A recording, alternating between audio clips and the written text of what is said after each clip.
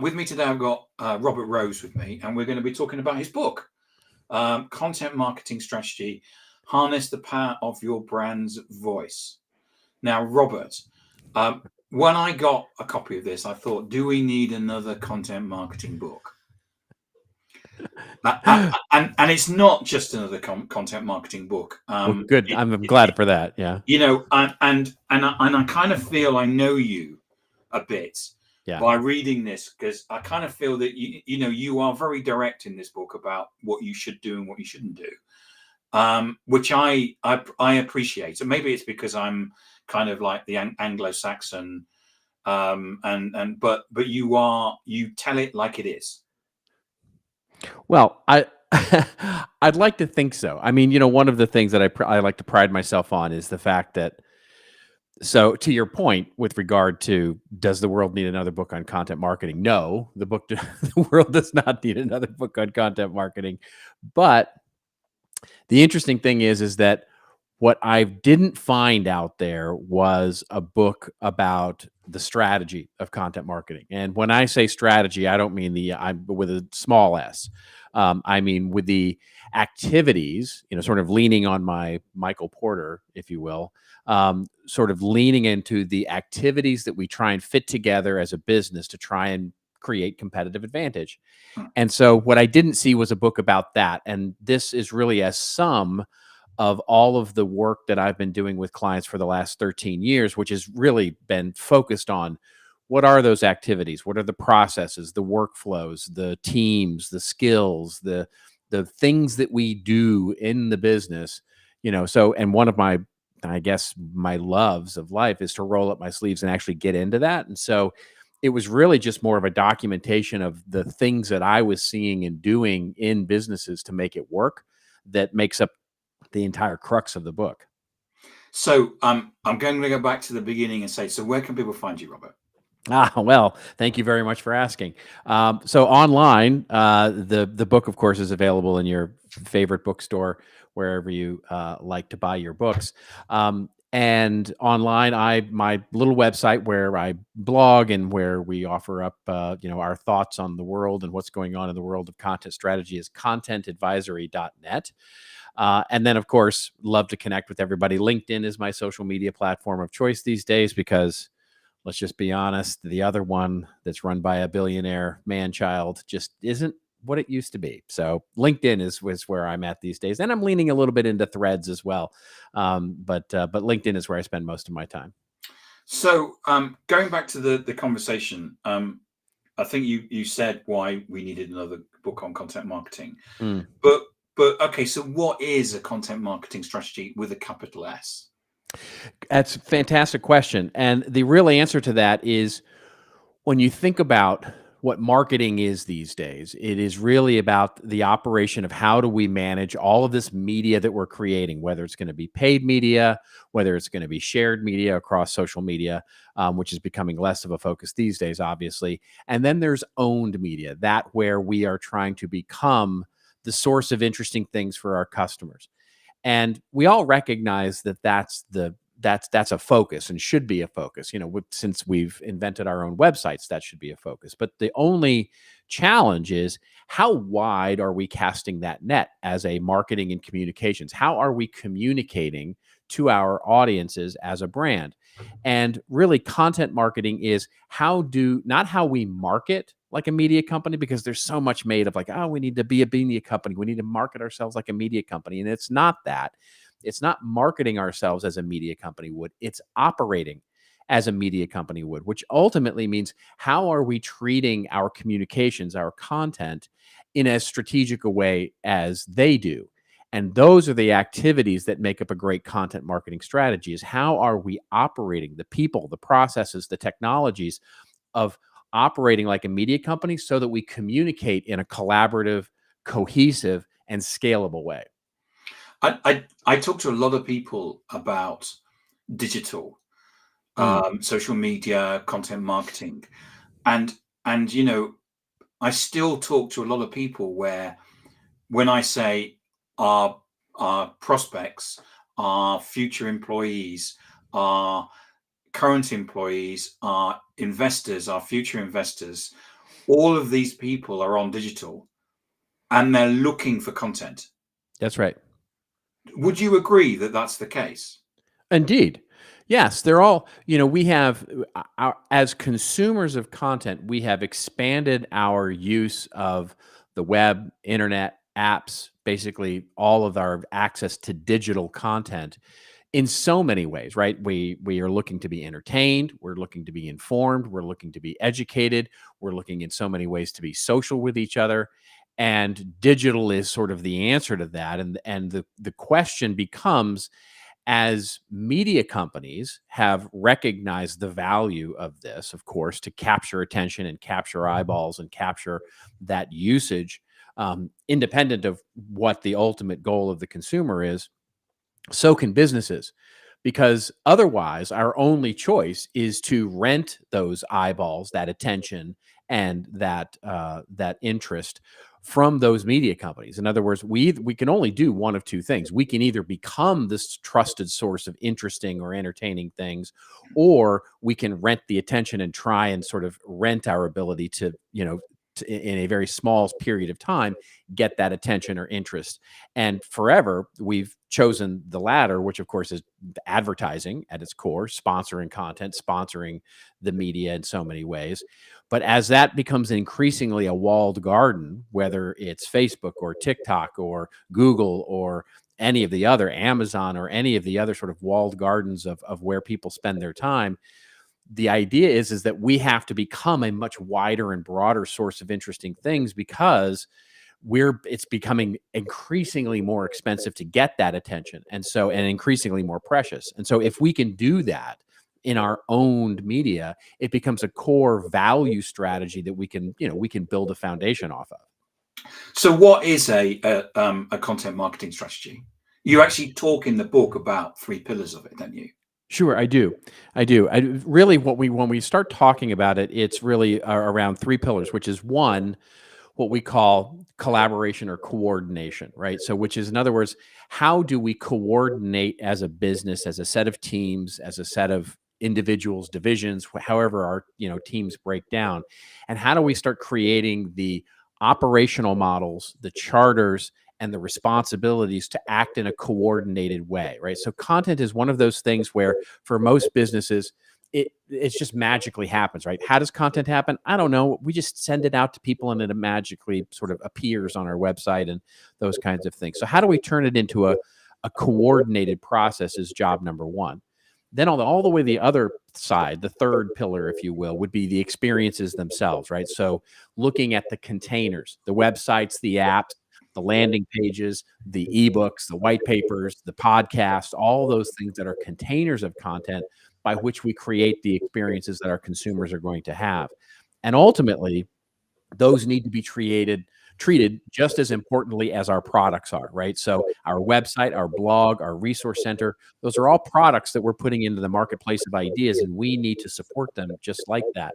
And then in the middle, sort of bridging that coordination and those experiences, is something we call operations, right? Which is creating a content operation. That's the operating like a media company, right? With the right technology, the right flows, the right governance, the right frameworks that we can actually create to bridge the idea of coordinating all of this raw ideas that we want to create and putting them into the requisite containers that are going to create those valuable experiences.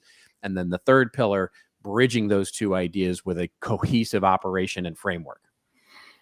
Because one of the things that I think that quite often people think is a strategy is that they'll find an article about content marketing on the internet, and it will say there's funnels like this, therefore you need to have a piece of content all the way through the funnel. So a person, as they go through the buying process, they'll always find something about you that they can say, oh, look, Robert Rose, he looks like an expert.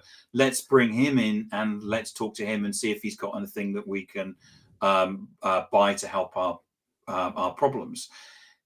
That feels like a bunch of tactics rather than a strategy. Yeah, it is. Well, I mean, it is, right? I mean, the content itself, one of the points that I make in the book, and that I've just observed over the last 20 years as I've been in this, is the digital, is that content never differentiates you. It is at best the content serves its purpose in a very small, short period of time. Even if you have the best tagline, the best call to action, the best thought leadership, the best thing that happens is that it creates differentiation for a very short period of time until somebody copies you, until it becomes the playbook by which everybody else starts to create the copycat sort of content. And so it's very easy to get washed up in the tide of the ocean of content and just sort of try as best you can to try and insert ever more controversial or ever more sort of pointed points of view out into the world and try and do that, which of course is just exceedingly difficult. But more foundational in that is actually creating the operation by which you can actually repeat that process. In other words, not depend on your sort of spiky creativity of whenever, you decide that you're going to be a delicate genius for, Yep. for a particular period of time, but rather, like a media company, how do you consistently create good hits? How do you consistently create good, great, extraordinary content? That is hard, and it's only possible if you actually start to create an organization around it, a collaboration around it, a Right. coordination to it. That's the skill. That the skill is actually in the integrated coordination of using content greatly, not in the actual content itself, because there you'll have hits, you won't have hits. You'll have great things that happen, you won't have great things that happen. And just the tactical point on that, I've seen so many great, big, wonderful ideas simply get stuck into a small container. Like, you have this amazing idea that gets stuck into a blog post simply because that's what we needed on that day. Mm. And so the on demand content machine goes, we've got a great idea. We need a blog post. Let's go put it into this blog post. And it's this big, wonderful idea that could itself be a great campaign or a great thought leadership paper, or could itself be its own brand. And it gets stuck in a small container. And likewise, I've seen really small ideas get stuck into big things like white papers or ebooks or entire websites simply because that was all we could think of and we needed that container. And it's reversing that thinking and getting coordinated around things that really makes the difference. So, one of the things you cover also in the book is about how to create we're going to create a strategy. Therefore, we actually need a team to execute this. Yeah. To talk us through about how you create a content organization and a team to support this. Yeah, and one of the points that I make in the book is that, this is becoming an integrated set of skills rather than sort of a siloed nature of four people who sit off in the corner and do like content marketing things, right? That's becoming much less of the operative world that we live in, and it's much more rather like all of these people in marketing, as I maybe say, it's maybe too cute of a thing, but what I talk about is that a content team's job is not to be good at content, it's to make the business good at content. And what that really means is having a team with the charter to not only be great writers or great photographers or great content creators, just full stop, but rather a great content team helps enable the rest of the business to actually speak with a consistent voice. So in many ways, there is a set of skills that go well beyond the creation of content. Everything from managing the media to creating consistency to search engine optimization to content structure to the ability to manage and herd cats and all those things, and going through and creating a team with a specific charter of actually helping the entire business be enabled to speak in a coordinated, cohesive, and powerful way is the real job of a content team these days. And typically, it's actually the business acknowledging that that team needs to exist. That's a real function. One of the first things that a CEO will ask me is, how do I actually take the first step? What's the first step in doing this? And my answer is always the same, which is make it a thing, make it real, right? Make people really responsible for this. Make content a strategic function in the business that's worth associating resources for and actually focusing in, just like you would legal or sales or marketing or product or anything, any other strategic function in the business where there are actual and real people responsible for it. Yeah, I think that there's a massive conversation that we haven't had yet about the change in marketing because of Indeed. content, and the way that marketing still, for me, still feels like a back office role, which is there's a whole bunch of things that we do. We create brochures, we may create white papers, but there's a great opportunity to actually step forward and be forefront in the business and actually drive the transformation and the digital change that needs to take place around empowering people to create content, great content, Yeah, not just ordinary content. Great that's right. content. Yeah, it's exactly right. I mean, at the end of the day, I have limited my topics just to maintain the size of the book, but really what we're talking about here, just exactly to your point, is marketing now is an enabling function in the business, and everybody is, you could easily replace what I said earlier with the word marketing. In other words, it's not marketing's job to be good at marketing. It is marketing's job to make the business good at marketing, and which Yeah, means enabling sales, enabling customer experience and customer service, enabling the C-suite, enabling even accounting to be good at creating great differentiating customer experiences. And all of that, at the heart of every single bit of that, is not technology, it's not data, it is content. It is what goes into all of those things that creates that customer experience. And so that's really the heart of marketing these days. Full stop. yeah. You talk about a content marketing operating model, don't you? Hmm. Indeed.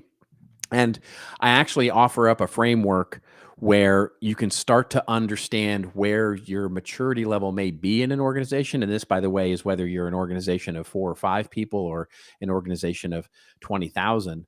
Sort of a look at a framework to say, how does content work in your business today? Like, what happens? What actually goes on? Like, how does content go from an idea to raw content to a container and then out and measurement and sort of managing the life cycle? And then to say, okay, now there's an operating model that we need, that by hook or by crook we're getting content done, right? We're getting content out the door, and we may not want to describe it as an operating model, but nonetheless it gets done. So the first thing to do is to actually document and understand like how it really happens, and then you can start to say, okay, where can we create an optimal operating model where we can be much more cohesive around this and collaborative around this. Now, the problem with that, of course, is that especially in larger organizations, different people, different teams have different viewpoints on that. And it is as much about changing the culture of the individual teams and organizational silos as it is around saying, this is the way it should work. This is the classic culture eat strategy for breakfast every day. And so it's not easy, but it needs to be done. Yeah, we had one of our clients came to us, Chris Fleming, the CEO at Cyberhawk, Mm. and they're a drones company. And what they do is that they have drones that look at platforms, oil platforms, pylons, and things like that. Okay. Yeah. And so you say, so Chris, you're a drones company. And he said, yes, but we're a media company as well. Indeed. And they're very lucky that they've got some really sexy drone footage that they're able to put out as content, but that they recognized 2 years ago that it was the content that they put out that was driving the business forward and was giving them the opportunities to ultimately get the conversations that created the sales, not just with sales, but with with the future employees, with future investors. And that, for me, was a real important moment when someone said, we're a media company too. Yeah, absolutely. Another great case study on that is FreightWaves. So FreightWaves, a logistics sort of finance company around shipping and those kinds of things.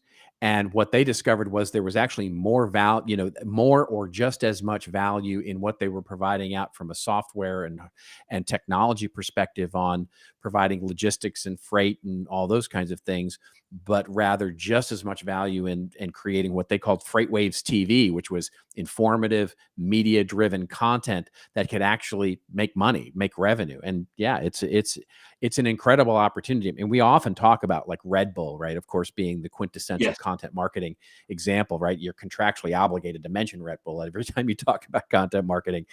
But they're making money. It's a revenue model for them, right? That's the key. And there are other companies that are doing this as well, where they're creating themselves as a media platform that actually drives revenue as part of the value of their marketing organization. Well, I mean, if you take Red Bull, I mean, it's a drink. Yeah. Yeah. Yeah. So what? Except I turn on the TV and it's talking about sport, and it's talking about Formula One, and it's talking about Red Bull. Yeah, I mean, look, it was said not by me, but it was said by someone, I don't know, 7 or 8 years ago, a writer who was talking about Red Bull, who said, Red Bull isn't a soft drink company; it's a media company that also happens to make a soft drink. Yeah. And that, and they've done the research. And one of the things, we did interview some of the folks from Red Bull for another book that I wrote, and one of the things that came out so clearly, they said, was, look, we've done the research with our audience. And we have 2 people that we can target, right? People who've never tried Red Bull and people who've tried it before and don't like it. And so that's really sort of our 2 audiences. And they said, we've seen the research that says people who have tried Red Bull and don't like it will actually recommend it to their friends based on the value of the media that they're seeing, the Formula One and et cetera, et cetera. So they'll recommend stuff that they don't even do themselves because they're getting value out of the media. That's pretty powerful marketing. Robert, thank you so much for coming on and talking about your book, Content Marketing Strategy, Harness the Power of Your Brand's Voice. I really enjoyed it. Love the stuff about strategy, and content strategy is so important today from a company perspective. Thank you. Thank you very much for having me. And remind people where they can get hold of you, Robert. So our website's contentadvisory.net. .net, of course, the dad genes of domains, and of course, LinkedIn. I would love to connect with every one of you on LinkedIn, which is my social media platform of choice. Excellent. Thank you so much, Robert, for coming on and talking. It's my been pleasure. Fascinating.